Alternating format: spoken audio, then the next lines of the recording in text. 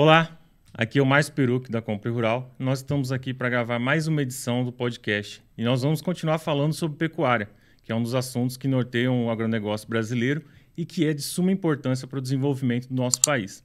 E para hoje, nós reservamos um episódio inteiro para falar sobre matriz, vaca Nelore.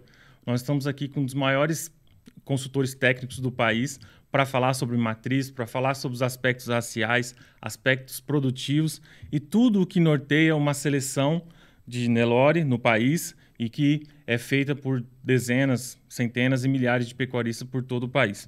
E junto comigo aqui hoje para conversar sobre isso está o zootecnista e consultor pecuário João Bonifácio Gonçalves.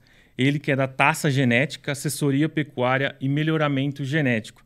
Ele atua na seleção e melhoramento genético de rebanhos bovinos, selecionando matrizes e reprodutores com o objetivo de produzir lucratividade. João, muito bom dia, obrigado pela sua presença aqui hoje. Bom dia, Márcio. Bom dia a todos. Eu que tenho que agradecer, né, o prestígio de ser convidado seu de estar aqui. É sempre bom participar, é sempre bom colaborar com alguma coisa. E estamos aqui à disposição. Muito obrigado, João. Eu queria, inicialmente, eu acredito que, vamos dizer, navegando pela internet, eu sei que você tem pessoas que têm uma admiração muito grande pelo seu trabalho. Eu queria que você contasse um pouco da sua história, sua trajetória dentro da pecuária, desde a sua formação, enfim, desde quando você começou a trabalhar com Nelore e que eu tenho certeza que é uma paixão sua. Márcio, eu sou a quarta geração de uma família de pecuaristas e a família toda sempre viveu de pecuária, a família toda. Agora a turma mais nova, né, depois de mim, já mudou muito o perfil da nossa família, mas até então é a família que vivia de pecuária. Formei Uberaba na FASU, trabalhei na BCZ durante muito tempo, 18 anos, e pecuária sempre foi minha praia.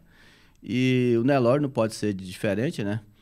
Ele domina o Brasil inteiro e domina a gente também, domina o coração da gente, porque é uma raça extremamente produtiva e a gente vem, não que a gente não trabalhe com as outras, né?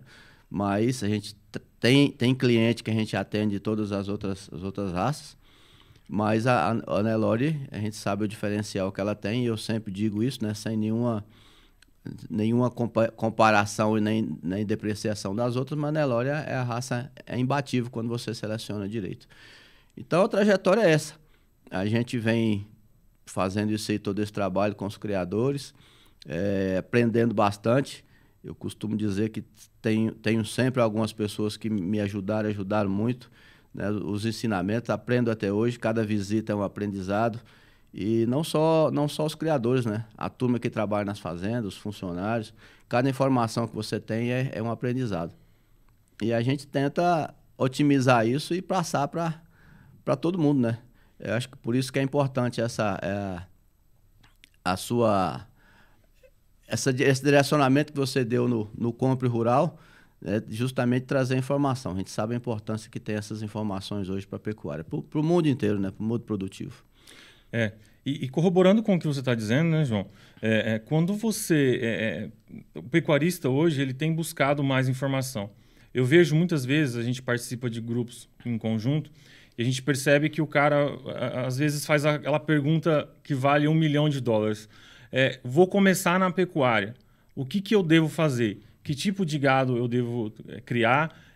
Se o cara falar explicitamente sobre Nelore, que linhagem usar? Eu queria que você falasse um pouco desse seu trabalho de chegar na fazenda do pecuarista, olhar para o gado dele e dizer o que é bom, o que é ruim e o que direcionamento ele pode dar. Vamos dizer, quais são as nuances de toda essa conversa, nessa primeira conversa dentro da fazenda do pecuarista? Márcio, a gente encontra de tudo.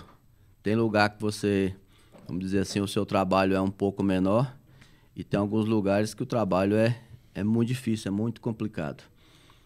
Uns 4 anos atrás eu fui na fazenda no Tocantins e eu sempre gosto, o criador liga, eu quero indicação de touro, o que eu vou usar, me ajuda aqui. E aí eu fui na fazenda, eu cheguei antes do dono. E aí fui andar na fazenda com o gerente. Quando o dono chegou, e aí falou, ó, a gente tem que tomar 2 decisões aqui. ou você vende tudo, a gente começa do zero, ou vamos começar com o que você tem. Vamos trabalhar um trabalho mais difícil, seleção, porque não dava para apartar. O gado do cidadão era muito fraco. Tá? Já cheguei numa outra fazenda, é uma das pessoas que eu digo que aprendi demais, seu Jaci Pinto, lá em Arraias. Na época eu trabalhava na BCZ e o seu Jaci me mostrou 164 vacas. Era o total de matrizes que ele tinha. Eu registrei 160. Meu Deus. O Rifugo era 2 vacas do rabo branco, 2 vacas da cara torta. Aí ele era um criador, aposentado do Banco do Brasil e a vida dele estava dedicada àquilo ali. Então ele tinha um trabalho extremamente criterioso e competente. Tá? Então a gente encontra desses 2 extremos que eu estou te falando aí. E o trabalho da gente é o quê? É justamente o que você tem, onde você quer chegar e quais são os passos que a gente tem que fazer isso aqui. Isso muda de propriedade para propriedade, de clima para clima, de pasto para pasto, do rebanho que o cidadão tem, do touro que ele está usando, do touro que ele quer usar, do touro que você vai indicar. Então não tem... Eu falo sempre que o coração dispara cada vez que você chega na fazenda, que é tudo novo, porque a responsabilidade da gente é muito grande. Se você erra, o criador paga a conta. E isso é muito ruim quando você dá prejuízo para alguém, né? Então a gente tem tempo de ter esse cuidado, esse zelo com o criador. Eu acompanho meu pai desde menino e acompanhei meus tios também. Então eu via quando eles ganhavam alguma coisa e via quando perdiam. E perder é muito ruim, é muito frustrante. É a parte mais dolorida da gente, que é o bolso. E o negócio também, né? A partir da hora que você frustra alguém com a indicação errada, com um erro, você pode tirar a continuidade daquele processo todo. Então, cada lugar é um lugar, cada fazenda é uma fazenda. Não existe, na minha opinião, não existe fórmula mágica para ninguém. Você pode até aproveitar uma grande parte de uma fórmula que você de um processo que você vinha trazendo há muitos anos. Mas cada um é um. E é engraçado isso que você está falando, né, João? Porque se a gente pega... O Brasil ele é meio especialista em copiar modelos do exterior. Então, exato. Você pega o gado europeu ou o gado americano e aí os brasileiros vêm e importam essas metodologias para poder usar aqui dentro. E a gente sabe, assim, parte muito do que você disse. Cada região do país tem as suas peculiaridades. Existem a questão de clima, a questão de pasto, a aclividade, montanha, enfim. Todos esses detalhes são muito importantes para que sejam definidos que tipo de pecuária que o cara vai exercer naquela propriedade, não? Você assistiu o filme Shazam? Shazam, assisti. Tem muito pecuarista que ainda espera daquela forma. Eu vou falar uma palavra mágica, uma forma mágica que vai transformar tudo, né? Isso não existe. Eu acho que até o filme meio que ridicularizou o super-herói, né? Eu li o Shazam quando era história em quadrinho, né? Era um super-herói. E acho que eles meio que ridicularizaram o super-herói, né? Ele fica meio bobo sem saber usar o poder que ele tinha. Exato. É um menino que vira um super-herói de repente. Então, não existe isso na pecuária também. Não dá para você falar uma palavra mágica, uma fórmula mágica, um capim mágico, uma ferramenta. A moda agora é falar ferramenta, né? Uma ferramenta mágica que não vai resolver o seu problema. Então, você tem que adaptar o que você tem, o que você pensa, como é que você quer chegar lá. Eu vou dar um exemplo, Márcio. Eu acho que fica bem claro da gente ver isso aqui. A pecuária, ela é sustentada, na minha opinião. O pecuarista, ou aquela pessoa que levou o técnico, é quem vai nortear aquilo ali, o gado que ele tem. Aí esse gado você pode ver até tudo que está na literatura. O gado você tem genética, alimentação, né, manejo e sanidade. Exato. Manejo da sanidade e importância. E os touros que você usa. Tá? Essas 3 coisas que fazem a diferença que você você vai fazer. Se você tiver uma cabeça boa, um gado bom e usar touro bom, você está no caminho. E às vezes essas ferramentas, elas pecam. E eu posso dar um exemplo muito fácil.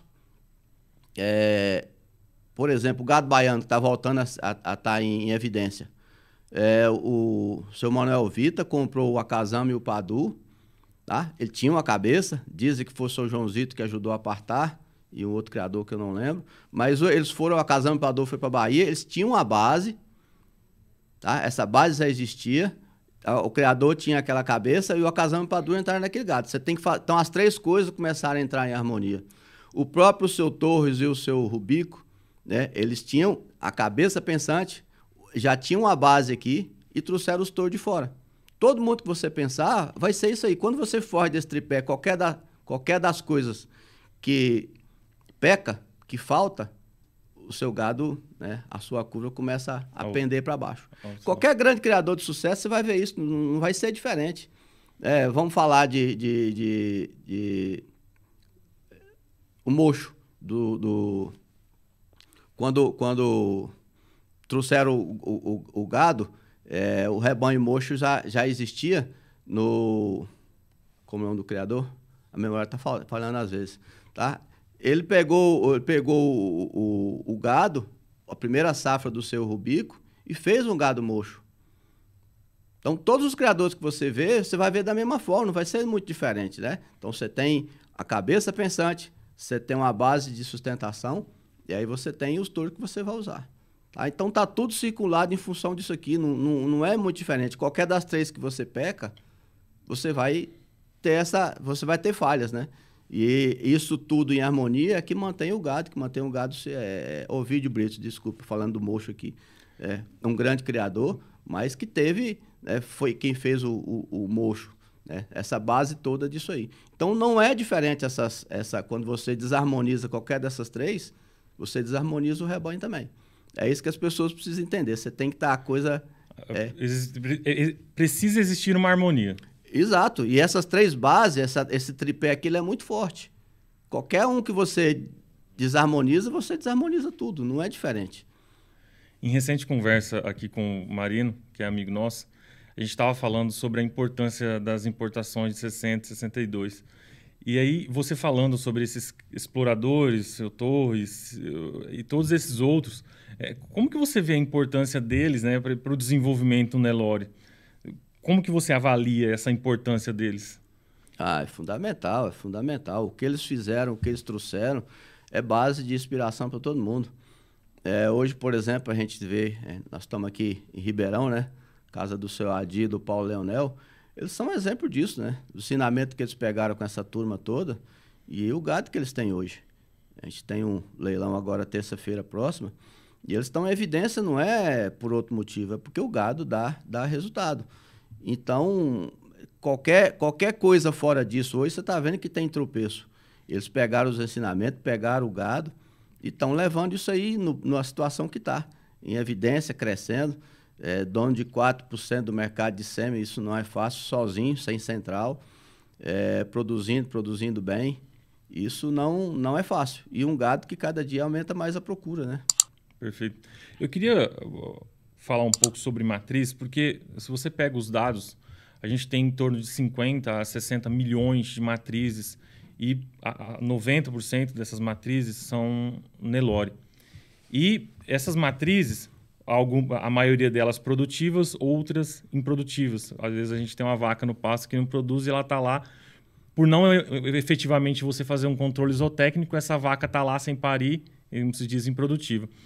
Eu queria que você falasse para a gente por que a vaca Nelore, porque se você olha hoje para o mercado, você tem muito...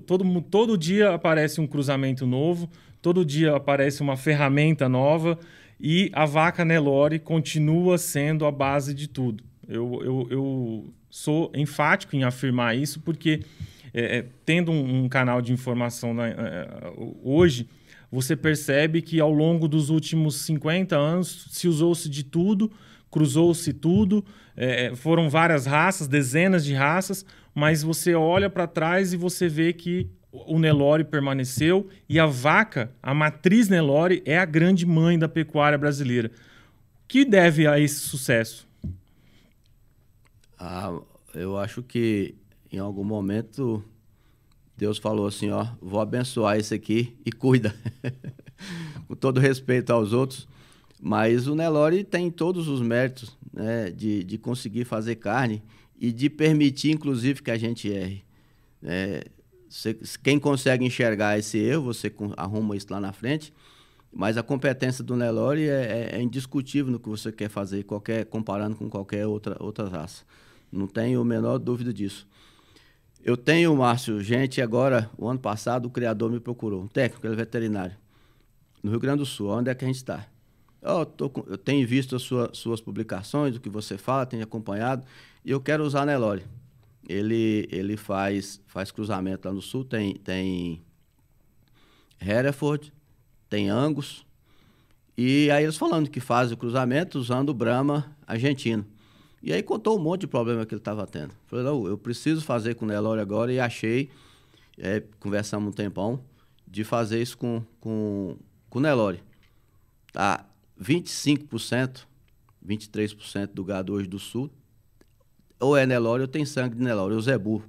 Vamos dar mérito para as outras também. Claro. Então, não tem como você fugir disso aí. Tá usando por quê? Porque é produtivo, a gente está no Brasil inteiro, está de ponta a ponta. Achava-se antigamente que a gente não ia chegar, existia crítica, inclusive, da questão do próprio frio, né, na região mais temperada, mas chegou nesse ponto, não tem como fugir disso aí. Essa produtividade, a partir da hora que você insere esse sangue, ele vai aparecer.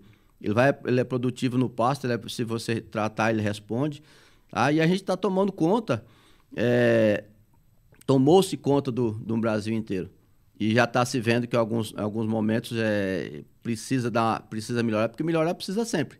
Você precisa da mão do criador, você precisa acompanhar aquilo ali, você precisa chegar num ponto de manter produtividade. Então, não tem como você fugir disso aí. Nelore é forte, Nelore está no Brasil inteiro, está produzindo, é produtivo, é só a gente cuidar, não vamos conseguir fugir disso aí. É o Nelore que vai tocar esse país e a gente tem certeza disso. É só você olhar os números, né? Hoje é mais de 80%, ou é Nelore ou tem sangue de Nelore. É uma predominância da raça que assim, a gente não está falando uma coisa embasado em nada. O que a gente acredita, e eu tenho certeza que você acredita também, que o Nelore vai continuar esse caminho de predominância mesmo, devido ao clima e todas as características que faz esse país, igual nós estávamos falando. Existem várias diferenças de clima do Nordeste, do Norte, do Centro-Oeste, do Sudeste e do Sul do país. Mas o Nelore, você olhando, de forma geral, ele se desenvolve em todos esses climas, não? Ele tem criado muita gente, né? O Nelore tem criado muita gente nesse país inteiro. Onde você vai, você vê uns melhores, outros piores. Tem gente que descobriu a tempo, tem gente que não. Tem gente entrando na raça, tem gente saindo da raça, como qualquer atividade. Mas é a base nossa, a sustentação. Alguns anos atrás, quando você falava, por exemplo, levar o Nelore para o sul, você era ridicularizado. Hoje a gente sabe que uma grande parte tem sangue de Nelore. Então não tem como você fugir muito disso aí, não. O Nelore vai participar, o Nelore vai fazer parte. Gente do sul ligando, a gente tem vários clientes no sul. Santa Catarina, esse dia me surpreendeu alguém de Santa Catarina, que você não imagina que tenha. Uhum. E as pessoas estão trabalhando isso aí. Não tem como você fugir do zebuíno, né? Principalmente do Nelore. Perfeito. Eu também reservei algumas perguntas para você aqui. Queria que colocasse na tela a pergunta do Estevão, que com certeza é uma pessoa que você trabalha com ele há muito tempo, e eu queria que ele fizesse uma pergunta para a gente. Meu nome é Estevão Corrêa Monteiro, tenho fazenda aqui no Tocantins, crio Nelore e Itabapoã, e queria agradecer ao João pela parceria aí de acho que de uns 15 anos e dizer que boa parte do nosso sucesso aqui na nossa criação tem a orientação dele. João, eu queria perguntar para você o que é que você acha de quem segue o padrão racial descrito pela BCZ, tenta preservar esse racial e essa morfologia e segue os pedigrees que vem dando certo na raça. Bom, eu queria que você contasse um pouco sobre, explicitamente, o Estevão, desde o início do trabalho e responder a pergunta dele também. O Estevão é companheiro de muitos anos, a família toda, o seu Adalício, o Júnior. E o Estevão era dentista, mas a paixão sempre foi gado, sempre foi a fazenda. E agora ele assumiu, né, de vez junto, o seu Adalício a idade já não permite mais tanta atividade, e o Estevão que toma conta. E a gente tem o privilégio, eu falo que ele é meu primo, né, o sobrenome é igual, Corrêa, mas é um pessoal muito bom, fantástico de conviver com eles e pessoal muito sério. E a gente vem acompanhando há muito tempo, conversando, e ele tem um gado fantástico, é um criador que não sobra em tempo nenhum, apesar de não é questão só do rebanho não ser muito grande, mas ele tem muita qualidade, tem muito conhecimento e não sobra touro lá na produção do Estevão, ele vende tudo. E a questão de seguir o padrão racial, primeiro você está numa raça, né? Esse padrão foi descrito por gente competente, você tem a parte que preserva a raça, a partir da hora que você bagunça isso, você perde o fio, você vai fazer um mestiço. E tem toda a parte produtiva da raça, uma raça produtora de carne, né? Linha de dorso larga, comprida, garupa larga, comprida, aprumos, comprimento e arqueamento de costela, é aquilo que a gente sabe que vai produzir carne. A partir da hora que você abre mão desse padrão, você bagunça isso. Tem um confinamento grande na nossa região, e aí conversando com o zootecnista que era responsável, ele falando, ele estava com 23% de gado que não chegava no final.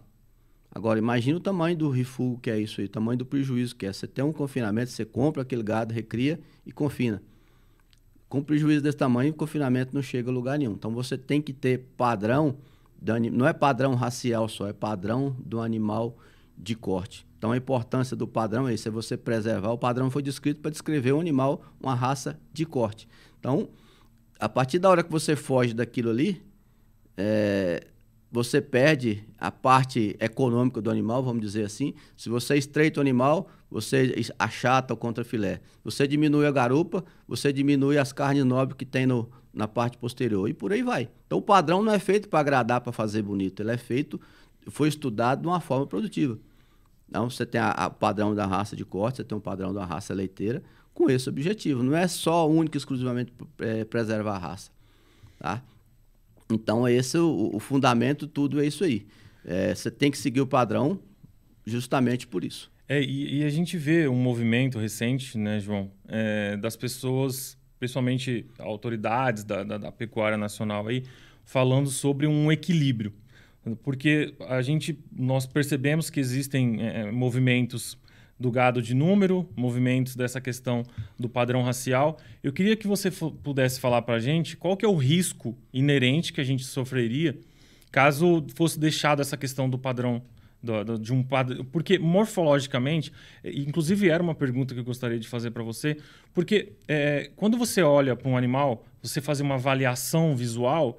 Por exemplo, você é super capacitado para fazer uma avaliação visual. Mas além dessa avaliação visual, quais são as outras características que o produtor deve olhar nesse animal, no caso? Márcio, primeiro a hora que você foge do padrão racial, eu quero fazer um cruzamento, tudo bem. Mas se você faz cruzamento entre dois animais puros. A partir da hora que você cruza mestiço com mestiço, você vai degringolando aquilo aí, você vai perdendo um monte de características. A pureza é que mantém, que fixa o padrão que você quer. De carne, de ossatura, comprimento de corpo, comprimento e arqueamento de costela, tudo. O padrão é que fixou isso. É por isso que ele é rigoroso. Você tem um animal, você tem o ideal, você tem o permissível, você tem o que é desclassificante. A partir da hora que você esquece, principalmente o desclassificante, ele faz parte, você perde a competência daquela raça. Tá? Então, quando você cruza, você tem uma heterose, mas aqueles animais já não vão te responder com a mesma competência de produzir aquilo ali. Então, exatamente por isso que existe a pureza racial. Não é só o Nelore, não é só no Brasil, isso existe no mundo inteiro. Você tem padrão racial do holandês no mundo inteiro, o mundo inteiro tem holandês.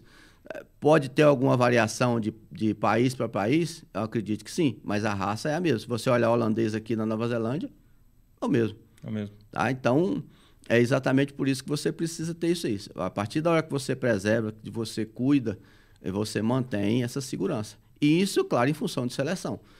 Por que chama seleção, né? Que você tem um padrão a seguir daquilo ali. E você vai ter os melhores animais dentro daquele padrão. Assim que você sustenta uma raça. E se você olha, você deu o exemplo do gado holandês, mas a gente tem exemplos também do gado Angus. São animais estritamente... se você olha o melhoramento genético desses animais, tanto do gado leiteiro lá na Europa, quanto o gado Angus nos Estados Unidos também, ou na Inglaterra, esses animais já são frutos de seleção e melhoramento genético há mais de 300, 400 anos. Exatamente. E nós aqui, porque em conversa recente com o Marino, a gente conversava sobre isso. Hoje o Brasil ele tem um Nelore brasileiro. Então, igual você comentou, existem regras junto à BCZ do padrão racial e elas devem ser respeitadas porque existe um padrão a ser seguido no Brasil.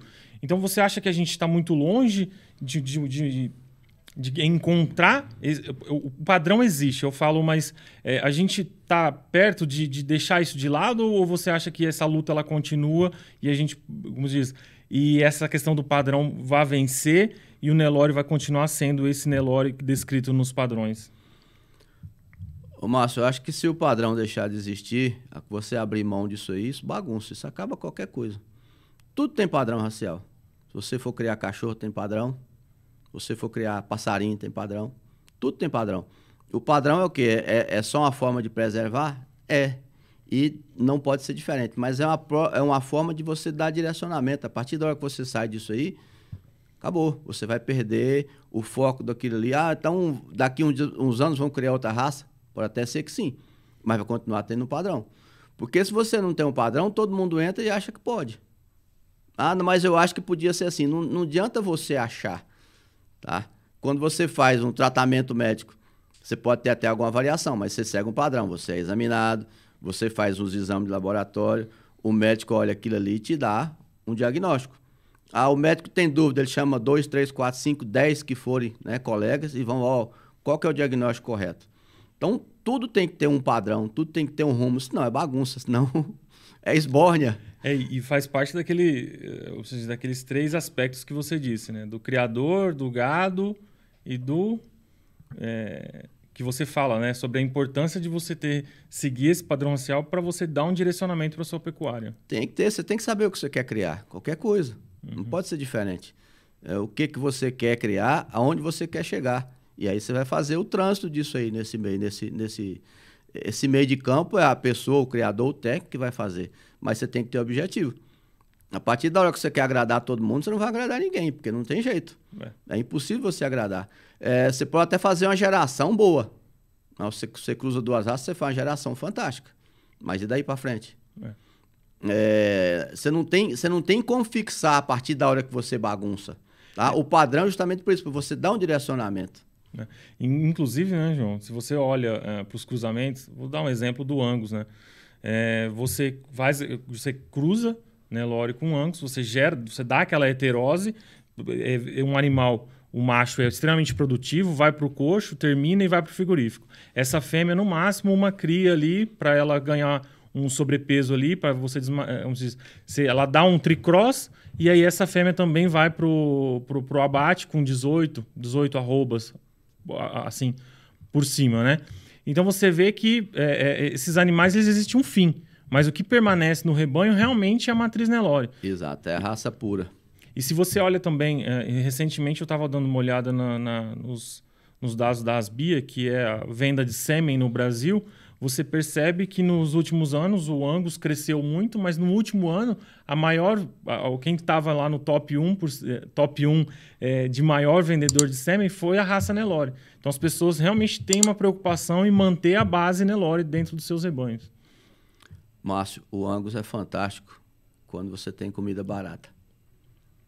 Agora, leva o Angus para o confinamento, você tem que tratar. Ninguém está dando conta dessa arroba e do custo de se você chegar nesse ponto. Você não consegue mais fazer isso aí. O consumo de comida é muito grande. Esse animal cruzado ele é muito mais exigente, né, João? Muito mais exigente, muito mais exigente. Ele vai comer 50% a mais. Ah, ele é produtivo? Não vamos discutir isso. Aí é bobagem discutir. Você vai cruzar qualquer cruzamento que você faça. Por que nós dominamos o mundo com o girolando? Né? Você cruzou 2 raças produtivas, o holandês com muito leite, a rusticidade do giro, você vai fazer uma raça fantástica. Por que falando de novo do girolando, né? Claro. A gente continua fazendo meio sangue, porque você tem um máximo de heterose, você tem um máximo de rendimento. Tá? Mas não dá para você fugir disso aí, fugir da raça básica nossa, que é o Nelore. E o cruzamento vai acontecer? Vai, mas ele termina ali. Tem muita gente emprenhando a meio sangue? Tem, mas ela morre depois. Você já não tem mais a mesma heterose, o mesmo índice de produtividade que a raça tem.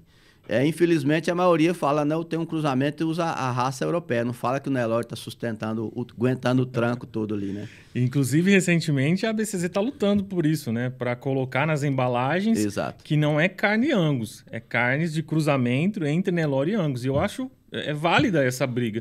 Porque é Nelore também, não? E não é só a briga com o Angus, né? Todas as raças estão fazendo isso aí. Nós discutimos que as raças são produtivas, tanto que elas estão no Brasil aqui. Mas a base, quem aguenta o tranco, é a vaca Nelore. Infelizmente, a gente tem piorado muito a própria raça Nelore também.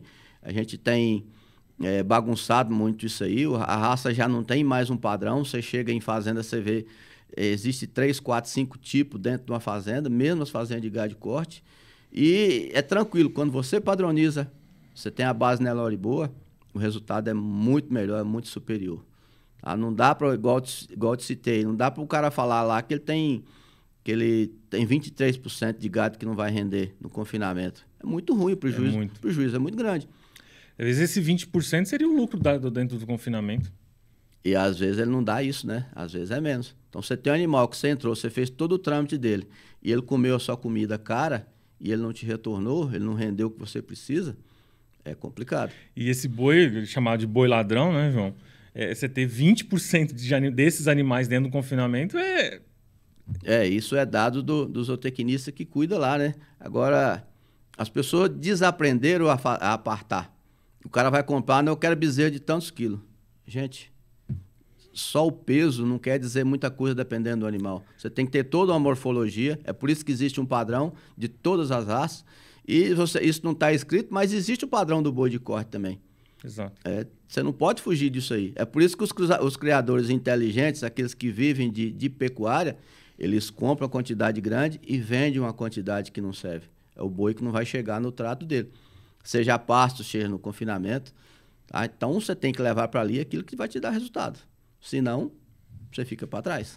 Com certeza. Queria colocar mais uma pergunta do Zé Maria, lá da Bahia. Zé Maria, é contigo. Aqui na fazenda Timbós, aqui ao fundo, vacada Neba, linhagem baiana. E aproveitar aqui esse momento que eu estou olhando aqui, quero fazer uma pergunta ao Dr. José Bonifácio. O sistema de produção de vaca de cria aqui na fazenda Timbós é a pasto. Na época da chuva, a gente aqui só dá sal reprodução e na seca sal oreado. A pergunta é a seguinte, José, em termos de qualidade e garantia de eficiência genética, a criação de vaca em sistemas a pasto, sem cripe, tem vantagens para o comprador dessa genética comparado com quem faz cripe? Um abraço a todos aí. Bom, só corrigindo, não é José, né, Zé Maria? É João. Mas vamos lá. Queria que você falasse um pouco sobre esses aspectos que ele disse aí, sobre a questão de vacada, a pasto e usando cripe. Obrigado, Zé, pela pergunta. Olha, eu recebi muita crítica durante muito tempo. Eu tenho um amigo no Tocantins, hoje eu não lembro que empresa que ele trabalha, de nutrição, mas ele falava assim, só você que fala que você é contra cripe. Não, não sou contra cripe. Você tem todo um sistema de produção, o nosso é a pasto, e a hora que você dá um cripe, principalmente o criador que não tem um gado ainda selecionado, um gado padronizado, o cara começou, tem pouco tempo e o gado está bagunçado. Isso você mascara muita coisa. Sem contar que você tem um custo a mais. Quando você tem um gado Nelore, produtivo, selecionado, a vaca tem que dar leite para aquele bezerro, tá? Para ele chegar no ponto de desmama bem. Tem gente aí hoje querendo loucura, bezerro. Vou desmamar um bezerro 300 quilos. Eu nem falo nada, né? Cada um tem seu jeito de fazer. Eu vou te dar um exemplo aqui. Todos aqueles abates que o seu Adi fez, Paulo Leonel fizeram, né, dos touros, o lote mais baixo foi, se eu não me engano, o Jandute, 205 quilos, os bezerros na desmama. E o mais pesado, se eu não me engano, foi... Qual foi o garrote? Acho que 230 e poucos quilos na desmama. Tá? Teve nada de 280, 270. Dentro da realidade, não é lógico. Dentro da realidade da fazenda onde o animal foi desmamado. Esse 205 quilos foi na fazenda de Andropólogo, lá no Tocantins, inclusive. Então, você tem uma variação muito grande de solo, de clima, de trato, de manejo, da genética do seu rebanho. Tá certo? Então, quando você trabalha o CRIP, você termina mascarando algumas coisas. A minha opinião, que se eu sou contra, sou. Algumas situações você pode dar CRIP, não tenho dúvida disso. Mas, no geral, você está tendo manejo a mais, você está tendo um trato a mais, você termina mascarando muita coisa. Eu não vejo necessidade, a partir da hora que você seleciona, de você ter esse tipo de coisa. Você pode selecionar uma vaca Nelore boa de leite, que vai desmamar um bezerro bem. Não vai fazer diferença se ela tiver genética. Eu te citei dois exemplos aqui, de 205 a 235 quilos, 245, chegaram igual. Morreram praticamente com o mesmo peso. 19 arroba, 90 dias de confinamento, alguns tiveram menos, né? Citando de novo o exemplo do Adi e do Paulo Leonel. Então, isso mostra que você pode selecionar para você fazer o que você quiser. Tá? Não necessariamente você precisa tratar isso aí. Então, é a seleção, é a base que você tem, que você vai ter. Sem contar que você onera. Hoje, grão tá um absurdo, né? Absurdo. Tem um amigo que costuma dizer, parou de comer no coxo, está comendo no bolso. Então, isso complica. Pecuária, a gente sabe os apertos que a gente passa, não é fácil. E eu tenho muito temor de eu indicar isso aqui, porque a maioria da nossa pecuária hoje é pasto. Aí você tem andropólogo, você tem um pouco de braquiarão, você tem a área do Zé ali, da pergunta, ele tem uma região muito boa, mas que chove pouco. Quando chove, ela é muito próspera, o capim vem com muita fartura, mas você passa aí 6, 7 meses de seca. Então, é complicado. Então, você tem que ter um animal selecionado para aquela região, e quanto menos você... Porque se você entrar no trato, você não pode tratar um mês só. Você vai ter que ampliar isso aí. Isso vai onerando. E a gente tem condição, a partir da hora que você seleciona, de ter esse gado. O Zé da Bahia, lá o exemplo, quem tem lá é o gado do seu Joãozito, né? Produziu na Bahia, está produtivo até hoje, está todo mundo querendo o gado. Então, é por isso, o selecionador faz a diferença. É o que eu te disse daquela hora, você tem um criador, você tem um rebanho, você tem os touros que você vai instruir nesse ali. Isso, então, o criador tem que fazer a diferença ali, a seleção. Você não pode... se você for absorvendo tudo que te falam, é muito fácil você comprar a ração e colocar no coxo, mas e daí? Os proteinados da vida. E puxando um gancho disso que você acabou de falar, igual ele perguntou, e você gera também um problema, né, João? Porque pelo meu ponto de vista, vamos imaginar que esse criador só faz a etapa de cria dentro da fazenda. E aí ele cripa esses bezerros. Aí ele vende para um criador que cria esses animais a pasto. Esse animal, na recria dele, ele vai sofrer bastante, não? Com certeza, com certeza. A partir da hora que você tem um animal frágil, você não teve uma boa seleção nem de mãe, nem de pai, consequentemente do ambiente, né, de pasto, de tudo, isso vai sofrer. Alguns anos atrás, a gente teve o pessoal dos navios levando muito animal para fora. Eu vi isso no Tocantins, eu imagino o que aconteceu no Brasil. O cara saía comprando aquela, vamos chamar assim, aquela bagaceira nas fazendas, né? O refúgio do Angus, o refúgio do gado do leite, o refúgio do próprio gado zebu, e dava um trato. Chegava até as 9 arroba para vender para o navio, o gado do navio. Já tinha essa denominação. Uhum. Pô, o tamanho da maquiagem que você fez. O que vai acontecer com o gado daquele pessoal quando ele recebeu lá? Então, quanto mais duro, quanto mais rústico no bom sentido, né? Uhum. Você ter esse gado, mais fácil de você trabalhar. Eu vou usar de novo aqui de exemplo o Adi e o Paulo. Eu já estive lá várias vezes com gente de fora e você fica escutando o que as pessoas conversam entre elas. É espanto. Você chega lá, não tem um CRIP, você chega, não tem ração, você chega à fazenda, é 70% de andropólogo. Como é que você passa aqui o ano todo? Você aprendeu a trabalhar naquilo ali. A partir da hora que você alimenta um animal que ele não tem condição só para vender, quem comprou, o prejuízo segue. Aquilo que eu disse antes, a fazenda que tinha mais de 20% que não chegava. Não tem como você botar isso no confinamento. É muito grande, é muito grande. Você tem 1, 2, 3, 5%, mas você chegou em 20%, ela é complicado. Muito complicado. Se você depender de grão... E sobre isso, né, João? Você olha, hoje a gente tem aí no mercado várias tecnologias. A gente tem CRIP. Inclusive, até outro dia a gente conversando sobre... tem um pessoal vendendo colostro em pó e tal. Eu acho que... como é que o pecuarista ele deve navegar nesse mar de ferramentas, tecnologias? Porque eu sei que você é um cara bastante ortodoxo. Um cara bastante... no sentido de fazer o simples. O simples do jeito certo. Como é que o pecuarista pode, como se diz, deve se comportar frente a toda essa como se diz, inundação de informação, tecnologia, ferramenta, na sua opinião? Márcio, tem muita ferramenta, muita, mas pouca coisa é útil. Na verdade, os estudiosos nossos, a turma que tem mestrado, doutorado, isso, a maioria foi feito fora, com informação do exterior, com informação de gado europeu. A partir da hora que eu preciso de dar colostro para um bezerro, aí eu tenho lá uma situação, 3, 4, 5, 10 bezerros com alguma coisa, tudo bem. Mas a partir da hora que eu sou dependente disso, está errado. Se eu dependo de colostro, é porque uma vaca não deu leite. Ela devia ser o último parto dela, ela tinha que ir embora, tratar aquele bezerro ali para ele não morrer de fome.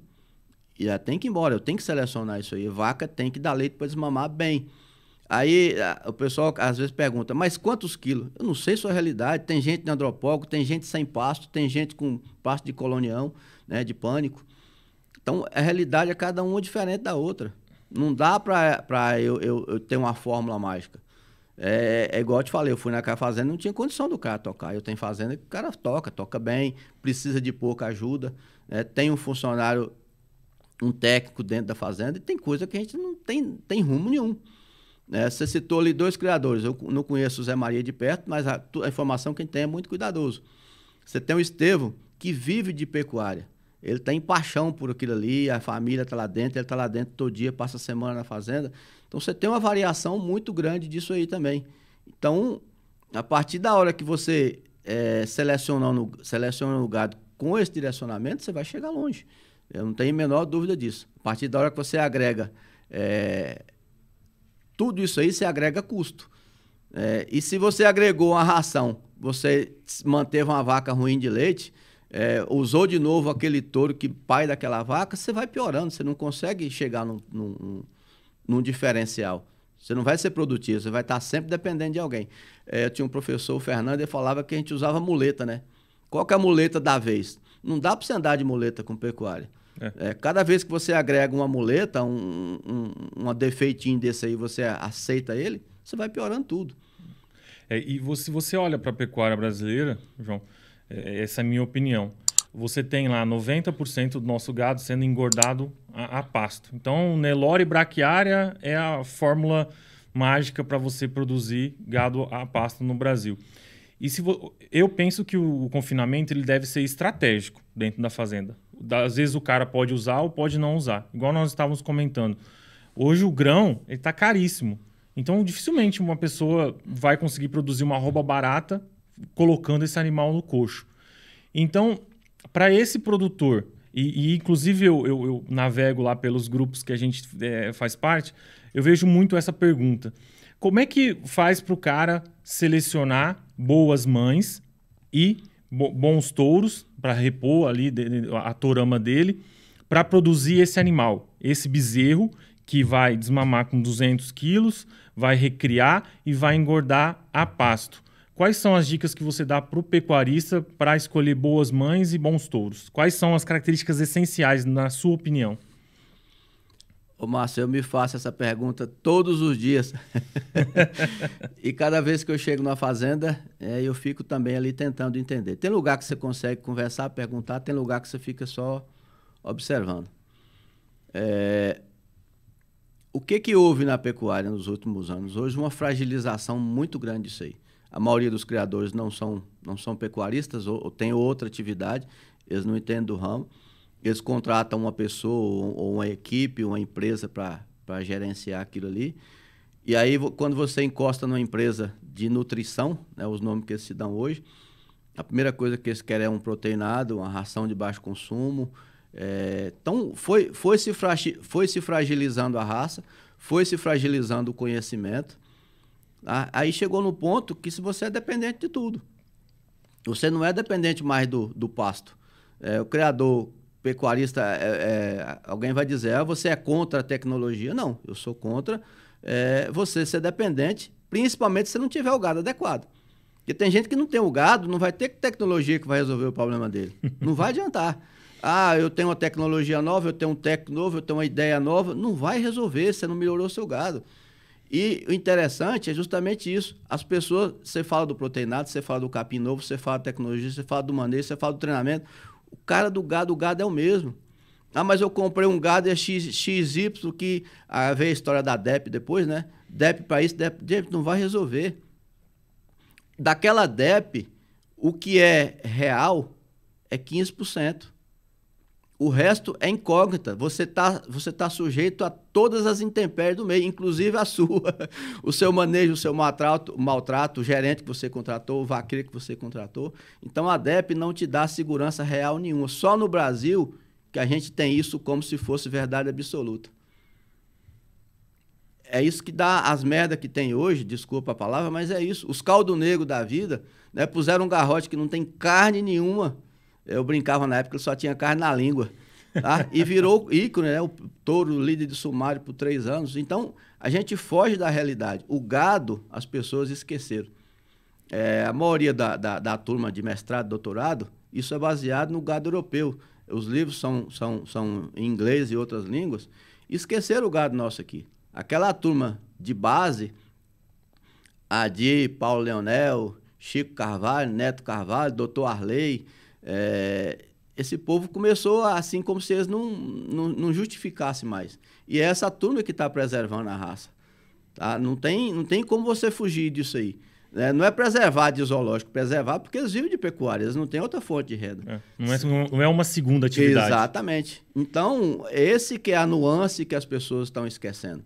Qual que é o Nelore produtivo? Eu não vou lá perguntar para uma pessoa, um vendedor de sêmen, que nunca viu um gado, o cara nunca criou nada. Eu tenho que perguntar a quem? Eu tenho que ver, acompanhar. É por isso que eu disse no início, né? Eu gosto sempre de estar escutando, chego nas fazendas, às vezes você pode falar, você não pode. Às vezes, se você pergunta, a resposta já não vem, vamos dizer assim, muda um pouco, né? Como você perguntou. A partir da hora que você vislumbra aquilo ali, o criador começa a ver, começa a falar, tranquilidade, você vê a realidade. Então, o Brasil hoje, nós temos uns 1000 Brasis por aí, né? De pasto, de clima, de solo, isso tudo influencia. Então, a influência da DEP, ela é pequenininha, 12%, 15%. O resto é meio ambiente.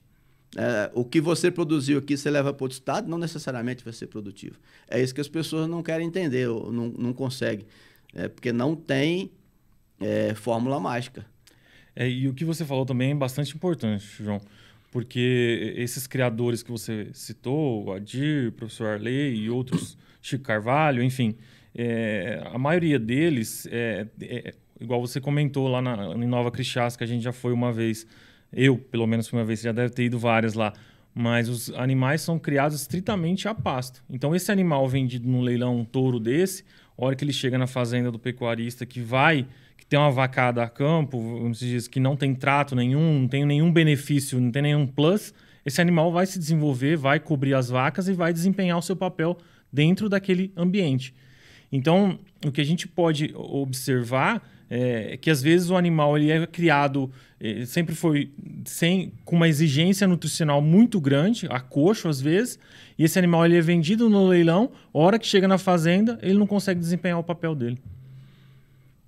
Márcio, a exognósia, o exterior, ela não é só disciplina das faculdades, ela é uma ciência.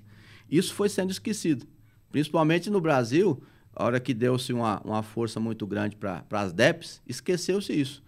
Então, tem muito animal que está lá como reprodutor, que ele não serve para boi de corte. Mas a DEP diz que é isso. Aquilo é uma estimativa, diferença esperada, o que você espera. A hora não serve, isola, elimina, mata, vai para o corte, não tem jeito. Reprodutor é uma coisa, o nível de reprodutor, a nível de gado de corte, ele é insignificante. Tá? É 1%, 2%, 3%, não sei o que é, mas é reprodutor, aquele animal que vai multiplicar o gado. Então, a partir da hora que você põe qualquer coisa, você tem qualquer coisa também em casa. Ou para vender, ou para criar, ou touro para vender. Se você não ligou o que você está produzindo, você vai passar apertado também. Como é que você produz se você levou um touro meia boca? Vou dar um exemplo. Você tem um rebanho independente do que seja. Se você tirou, você conseguiu um índice de 80% de prenhez, tá? Você vai aproveitar, para cobrir aqueles 20%, você vai aproveitar metade das fêmeas que você tem. Se for muito boa, você repõe bem. Se você caiu para 70% de prenhez, você vai eliminar o que ficou vazio, você já cai para mais 90% do que você produziu. Você não tem um refúgio mais, vai sobrar uma merreca de refúgio. Ou seja, você entrou na parte mais fraca do seu gado. Tá? Então, você vai piorando. Então, a gente tem que melhorar o índice, não é para aparecer na televisão, para poder escrever gráfico, é porque isso gera dinheiro, isso gera lucro. Nós estamos numa pecuária extremamente difícil, lucratividade baixa, a gente sabe disso, né? Os apertos, todo mundo esperava uma arroba bem acima de 300, ela voltou para menos de 300, 280, 290. Então, isso complica quando você não tem um animal que te gera carne, te gera peso, né? A partir da hora que você precisa maquiar isso aí, é complicado. E tem uma pergunta que eu gostaria de fazer para você também, no sentido de você trabalha com seleção e melhoramento genético. Hoje, o seu atendimento primordial, eu acredito que seja esse, de questão de seleção. Mas um pecuarista chegar para você e falar assim, João, eu quero trabalhar com gado de corte, eu quero fazer cria, recria e engorda. Esse criador, a indicação genética que você vai fazer, vai depender das matrizes que ele tem, ou porque onde eu quero chegar? Quem faz seleção, você vai dar uma indicação genética, por exemplo, e quem faz gado de corte, quem produz boi e vende reposição, matriz fêmea, por exemplo, são diferentes ou é a mesma coisa? Ô, Márcio, infelizmente estão fazendo como se fosse diferente. Não é a mesma coisa, você só vai mudar o jeito de trabalhar. Se você quer trabalhar com gado PO, gado registrado, você tem que produzir animais. O seu produto de venda é aquele touro que vai melhorar o gado de terceiro. As suas fêmeas vão ser para te repor, manter o seu gado no lugar. Quem está comprando um touro, ele vai ter que vender todos os machos, né? Vai repor a fêmea de segurança do rebanho dele, mas a qualidade tem que ser a mesma. A partir da hora que você piora um, você piora o outro. O gado de corte é totalmente dependente do gado de seleção. Tá? Um não vive sem o outro. Você não consegue sobreviver um se não tiver. Se tiver um touro ruim, você piora o seu gado comercial. E se você tiver um touro ruim, você piora o seu gado de base também. Como é que você vai produzir um touro que vai te deixar trabalho? A conta é fácil. Se você precisa da metade, se você conseguiu 80% de prenhez, eu vou vender tudo que está vazia. As fêmeas, 50% vai ser só para repor. Os 20% que você tirou. Sim. Se você piora aquilo ali, você piora tudo. Não dá para você caçar um meio termo, um ponto de equilíbrio. Não tem isso aí. Ou é certo ou é errado. Errou, prejuízo, você piora o seu gado. Se você acertou, você mantém. Teoricamente, né, quanto menos você usar na reposição, você está usando os melhores animais. Então, você está melhorando o gado. Caiu o número, você tem que fazer um gado para a cara do Brasil, para a sua realidade. Seja andropólogo, seja braquiarão, seja colonião, seu pasto, aquilo vai te repor com qualidade. É isso que faz o negócio funcionar. E uma coisa que me encanta, às vezes, quando é muito fácil você olhar um cara que faz seleção e faz esse trabalho de se importar com os animais que ele usa dentro da fazenda. Você vai num leilão, você vê uns tucura, você vê um gado mais padronizado, às vezes você vê um lote de bezerro, principalmente macho, assim, padronizado. Esse animal ele vai ter um valor maior, né? E as fêmeas, normalmente esse criador vai comprar para usar de reposição na fazenda. Então, eu te disse, se você se preocupar com esses aspectos que você está falando, você vai ter um valor acima, vão te pagar mais por esse animal na hora da venda, né? Márcio, quando você tem esse trabalho, as pessoas às vezes não valorizam isso aí. Se você for um dependente de fêmea, por exemplo, o seu índice acabou. Você compra uma fêmea, eu te digo isso que eu já fiz isso em muitas fazendas. Tem uma fazenda interessante, que o criador queria ampliar o gado. Eu preciso comprar preciso comprar 50 bezerros. Vamos comigo, vamos comigo. E aí demoramos a comprar, demoramos a achar. Essas bezerras nós vendemos tudo depois. E assim, nós não compramos um gado ruim, tá? Só que não tinha a resposta que a gente precisava. Então, quando você peca nisso aí, você peca na cadeia toda. Não tem jeito de você ser diferente. Você está produzindo bezerro de corte, você vai vender os bezerros todos, mas você vai ficar com a fêmea de reposição. Quanto mais fêmea você segurar, até imaginando que você vai dividir cabeceira, meio e fundo do gado que você tem, quanto mais segurar, mais você entrar no fundo do gado. A menos que você tenha um gado muito bom, escolheu, conseguiu comprar, conseguiu produzir. Você tem algum tempo de seleção. Quem está com a seleção bagunçada, quanto mais fêmea você segura, mais você cai no índice dos animais mais fracos. Então a seleção é uma coisa constante, ela é impiedosa, ela não adula ninguém. A hora que você erra um ano, você toma um chute na canela. Quando você erra o segundo ano, aí já é um murro na cara. A coisa vai piorando, entendeu? Piorando. E é isso que os criadores não conseguem entender. Você não pode errar, você não pode fazer bobagem, você não pode agradar ninguém. Você tem que agradar, dizendo no sentido de piorar o seu gado para agradar alguém. Seja sêmen, seja touro. Eu vejo hoje, de vez em quando, as pessoas chegam nas fazendas, o pessoal não me conhece, né?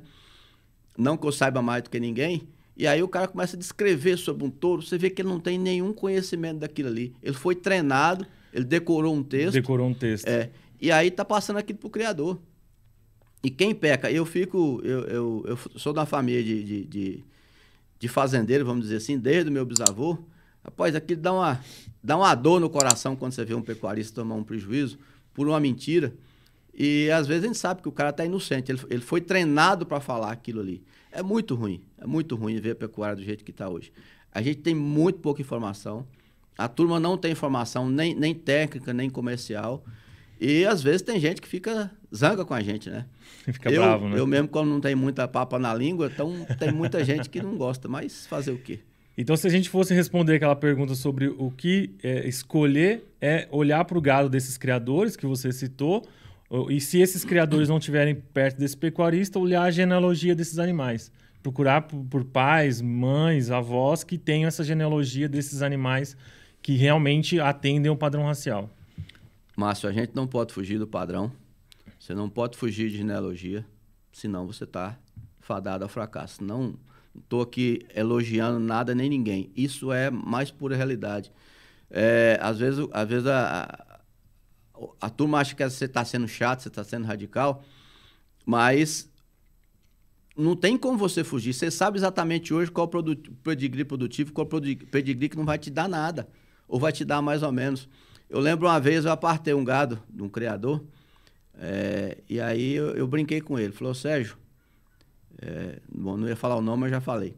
Falou, vou fazer o seguinte, eu vou ficar de costa, a hora que o touro entrar, era apartando os touros. Ele tinha questionado por que eu não registrei os touros dele. Falou, eu vou ficar de costa aqui, a hora que o touro entrar, você vai falar para mim. Brinquei com ele lá. Perguntei algumas coisas. Aí ele começou a falar, né? E aí eu ia descrevendo o animal de costa, sem ver o que estava lá. Como é que você faz isso? Eu falei, Sérgio, algumas coisas são extremamente interligadas, não tem jeito. Se o animal é barrigudo, ele é selado. Normalmente a garupa é curta e inclina. Se ele selou, ele aperta as primeiras costelas, vê que ele tem um peito estreito. Então, as características produtivas, elas são difíceis de fixar. Tá? E faz um estrago quando você não fixa. Não tem como fugir disso aí. Tá? Então, você ter mais ou menos, depende do seu olho, depende da seleção. E as pessoas esqueceram isso. Qual que é o desenho do animal produtivo? Qual que é o desenho do... vamos brincar aqui. Se for escolher um jogador de basquete, vão te escolher, não vão me escolher. Né? Não é assim? Você é mais alto. O que o jogador de basquete precisa ter mais alto. Aí vem depois, eu não sei a habilidade, mas eu estou vendo o biotipo. Não tem jeito de ser diferente. Eu não vou escolher um gordinho para ser remador. Ele já vai pesar no barco. Então, o biotipo, o exterior, as pessoas esqueceram isso. Eu não consigo fugir disso para produzir nada. Qualquer coisa que você for fazer. Não dá para ser diferente. E a gente focar nessas questões que você levantou aqui para a gente hoje, elas são muito importantes e aí vai de encontro com o que a gente estava falando também.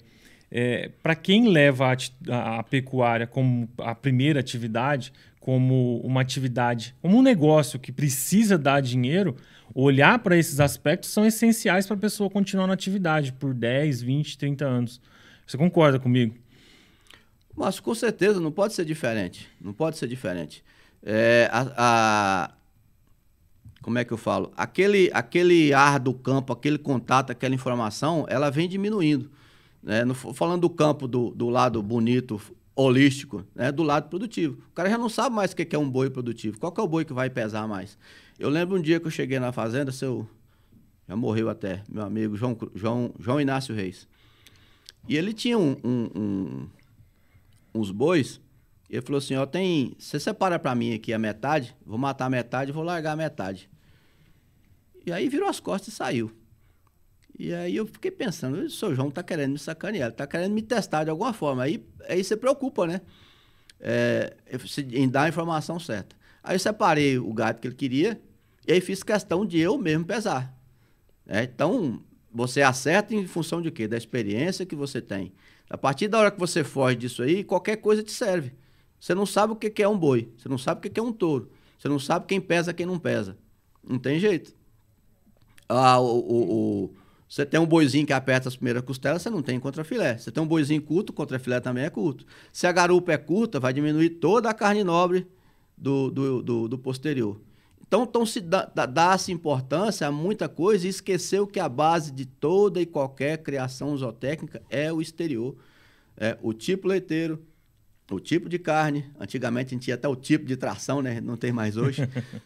Mas está acontecendo isso. Esses dias eu achei interessante ali, numa conversa, o pessoal comprou uns bois Wagyu, que ele queria engordar.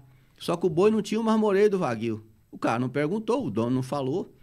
Tá? Ou seja, alguém não informou e alguém não se informou. Aí você tem, estou dando um exemplo aqui do Wagyu, mas isso acontece todo dia no Nelore. Todo dia. Estou citando o Wagyu porque todo mundo acha que todo Wagyu tem marmoreio. Isso não é verdade. Todo Nelore é bom? Não. Se você não selecionou. Então, esses apertos aí, se você não tiver experiência, as faculdades, infelizmente, não têm tido isso aí, porque os professores também não têm. Estou aqui criticando ninguém, isso aí é geral, é só você ver. Eu convivo todo dia com os alunos de zootecnia, de veterinária, e está ficando difícil, estão separando as coisas. Devia ser o contrário, né? Devia estar sendo aproximado isso aí. Ninguém tem experiência de tipo, ninguém tem experiência de carcaça, ninguém tem experiência de carne, ninguém tem experiência de leite. É o que você citou antes lá, eu vou dar um leite em pó, e daí tem gente que acha que é normal. Tem gente que acha que é normal. Eu acho isso bastante preocupante, porque é igual você falou, eu também acredito isso em bengalas. As pessoas vão criando bengalas para problemas que não deveriam existir. Então, se você quer um animal produtivo dentro da sua propriedade, você tem que estar de olho em todos esses aspectos que você mencionou aqui durante a nossa conversa. Para quê? Para você não precisar de bengalas. Porque, normalmente, essas bengalas, elas custam caro e retiram sua lucratividade. Porque, igual você comentou, se a gente tem uma atividade pecuária que, ano após ano, a lucratividade ela vem ficando mais estreita, se você tem uma lucratividade estreita, se você precisa, como se diz, acudir alguma coisa com colostro, com cripe, com coxo, com um proteinado, você já necessariamente a tua lucratividade vai embora. Com certeza. E a seleção, ela faz parte de tudo isso aí. Você está dentro de uma propriedade, tudo que destoa para menos, ele tem que sair. Agora, você tem que educar o seu olho, você, funcionário que seja o caso, a treinar a fazer isso. Aí você não pode ter piedade, você não pode ter dó. Né? Tudo que fragilizou do seu sistema de produção, ele tem que sair fora. Não tem jeito de você ser diferente. A partir da hora que você adula alguém, né, você passa a mão na cabeça, não tem jeito de dar certo lá na frente. Ele vai te penalizar de alguma coisa. E você falando de Nelore é muito interessante, né, João? Porque às vezes o criador, ele é um pouco romântico, assim, não, mas essa vaca aqui não emprenhou esse ano, ela é do meu coração aqui, eu vou permanecer com ela no rebanho. Você está destruindo o seu negócio, na minha perspectiva. A vaca não emprenhou e a pressão de seleção ela deve existir e cada criador adota uma pressão menor ou maior, mas essa vaca ela precisa sair do rebanho. Como uma vaca problemática que investe em cavalo, que quebra curral, né? Então, assim, esses animais problemáticos e improdutivos, necessariamente elas precisam sair do rebanho. Com certeza. Tudo que não for produtivo, você tem que dar um rumo diferente. Vou te dar um exemplo. Tem um grupo lá do Tocantins, você conhece alguns deles, o Estevão, que fez a pergunta ali, o Marcos. E aí, o ano passado, eles compraram um touro lá do Paulo, do seu Adir. E o interessante é que você começa a analisar tudo. Aí eles começaram a interessar, aí você começa a ver, você começa a mostrar. A mãe do Garrote, ela estava com 18 anos, tinha 14 crias. Ou seja, em 14 anos, ela no mínimo naquele... Você conhece lá, aquela dureza daquele crime ali. Sim. A fazenda é 70% andropóloga. No mínimo, ela pegou aí 3 grandes secas. No mínimo. Para ser bonzinho. Ali, normalmente, a cada 3 anos, você tem um nível. Mas vamos exagerar, vamos colocar só 3. Ela continuou parindo bem, ela continuou criando bem um bezerro. Tá? Então, esses índices visuais que você já começa a esquecer quando você começa a olhar só para o papel e não olhar para o gado.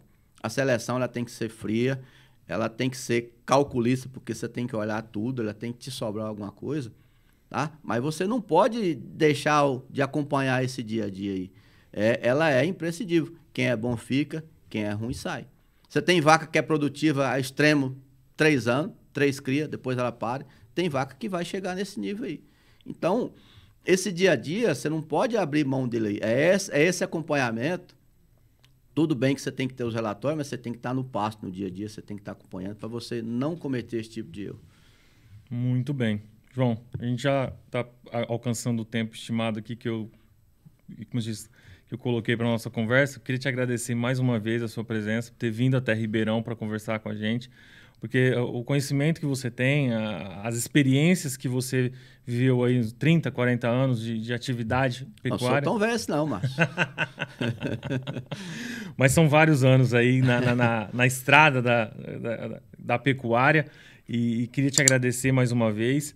Queria, assim, ressaltar para quem acompanhou a gente aqui durante o podcast, vou deixar os contatos do João na descrição do vídeo e do podcast também, para que você esteja interessado no trabalho do João, possa entrar em contato com ele também. Obrigado, João.